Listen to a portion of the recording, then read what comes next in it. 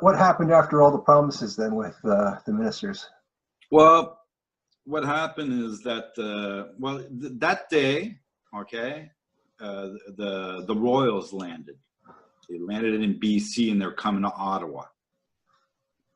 It was Prince William and his new bride or whatever. And what they did is they promised me the committee. So I went home, clicking my heels, and yeah, I did it. But then I was on the train on my way back home, and I looked at the newspaper, and I had a gut feeling when I seen the Royals. And I said, oh, I think they just wanted me away from the. So when I got home, I was receiving pressure from John Dow to get a date. And everybody on the internet were saying, bullshit. So I was trying to get a date and something official in my hand. All I had was a photo that they took with me, And so I was calling from the day that I got back to get a date, to get something in writing. And it took me 2 weeks of like pulling teeth until I said, look, I'm coming back on Monday. It was a Friday. I said, I'm coming back on Monday, and I'm going to start my strike again. And that's when they said, oh, once you waited a little while. That's the only time they answered me. It was the day before I was going to, or the weekend before my second hunger strike. They said, oh, why don't you wait a little? No, I said, you don't understand the urgency here, because I'm going back. So when I came back, they completely ignored me. They ignored me for 2 weeks, okay, for me to come back to Ottawa and stage a second hunger strike. That one lasted 4 days. But I'm telling you, when I left here, I felt alone. I was so depressed because I thought my actions finally did something about this, and it was a big zero. But some people, some veterans were really listening to me with what I was saying. There's a Clayton Goodwin, Dave McKenzie, and also Doug Roberts. They're veteran advocates, and they heard me. And Clayton Goodwin and Dave McKenzie came to meet me on the Hill. And when I staged my second hunger strike, and they led me because they knew what was going on. They know everything about the Parliament. Dave was an awesome peer support. Clayton was my strategic guy. He knows everything about what's going on. So he led me to the Standing Committee on Veterans Affairs. He led me to the Stakeholders Summit that was taking place at the same time. I recently read those your testimony and stuff given to those back then as well. I mean, to me it's just it's striking how many times this group of bureaucrats and parliamentarians have been told the extent of the problem, but and we keep coming back to this, that lack of action. And just so you understand, okay. As frustrating as what it was for you, you triggered a lot for a lot of other people that came forward. So I mean, really, your actions created what we're seeing today. Yeah, I just wish it was earlier. Yeah. Now that I look at it, Marge Matchie has been at it for the longest time. Mm-hmm. And I completely shut her down. I like, what the hell is this lady talking about? And she just wants to clear her name for her psychotic husband, And I was blaming them for what happened to the airborne. For so many years, I just blamed them. And that's one of my main motivation to go back and get something in writing. I needed something in writing. I needed something that was public, and that's why I went back and kept going back. Well, I remember your speech last year on the Hill as well, and you apologized to Marge, and that was incredibly moving, deep. It was like, I think she deserves a lot more than that. I agree. Yeah. I've put all the blame, all the shame on to them. Meanwhile, it wasn't them. It was the psychotic psychosis of this suicide pill, neurotoxic. Yeah, you remember Dr. Barry Armstrong? Yeah. Yeah, okay. I mean, in theater, I remember my view of him was like, God, used to talk to our RMO. I say, if I'm ever injured, man, absolutely under no circumstances this guy'd operate on me. Oh, hold on. Armstrong was that military doctor, wasn't he? Yeah, he was a surgeon. He was the one who put the docs into our file. No, that was actually the RMO. That was Gibson. Okay. Yeah. Okay. Actually, I thought it was okay. Yeah. So, but Barry Armstrong, he's the one who was the original whistleblower on Mefloquine in one respect, because he kept saying this drug is causing problems. I think there's been murders because of this drug. Now, I took that as in we were out killing people just for the sake of killing people. So I really didn't like this guy. I didn't trust him. I never wanted him to be near me with a knife if I was injured.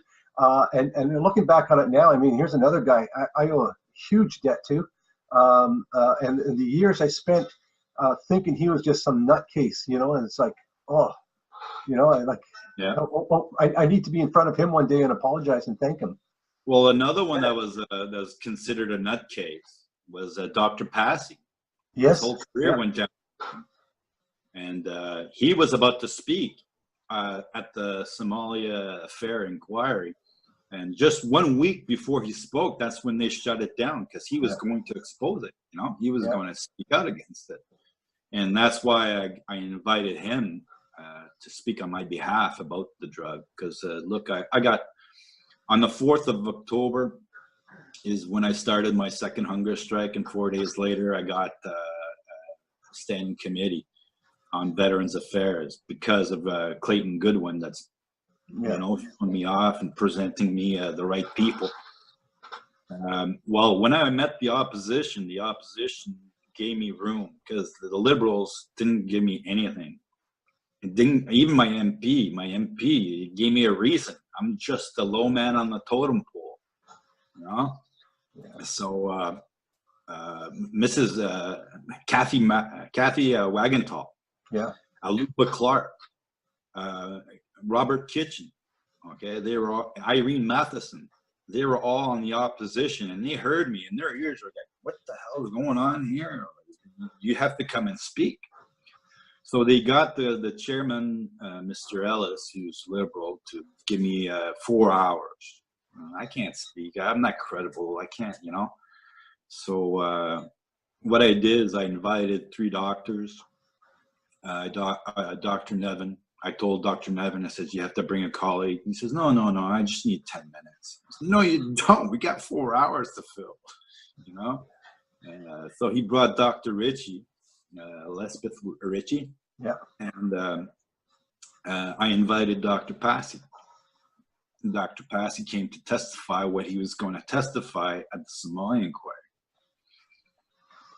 So then I invited Dow. I invited Dave Buona, Brendan, and myself. And I thought it was a perfect match. 1, 2, 3 commando with an Afghan vet. Yeah.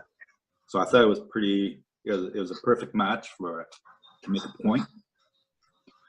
And we just got ignored. You buried. It's more not ignored. They buried it. I mean, because like I said, I was just reading through all this stuff, and the presentation that was made, the evidence which was presented, none of that appears in, of course, the Surgeon General's report, which the media is quick to counter our arguments with. But even more importantly than that, if you're reading this material, if you read this testimony, right, and you then ignore it, not just ignore it, you bury it, you don't act on it, you refuse to act on it, you refuse to investigate it, you just sort of say, oh, thank you for your service, and move on, then that's criminal. But Kathy Wagenthal, she's been in that committee for the longest time, and so has Robert Kitchen. They didn't let the ball drop.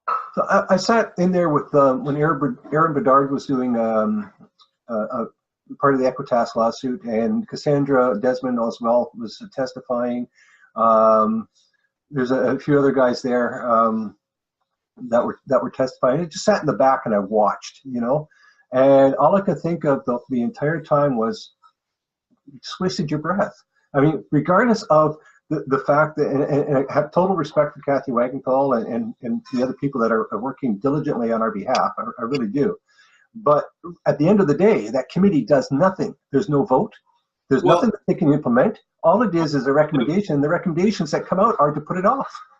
And they're led, okay, they're led by a majority government, okay? That committee has a majority of liberals. Yeah. So what the liberals did is only handed in like a certain percentage of the testimony, like damaging testimonies, they took out. And it was Kathy Wagenthal that had to introduce all the testimonies. She's the one who tabled all the testimonies to this issue.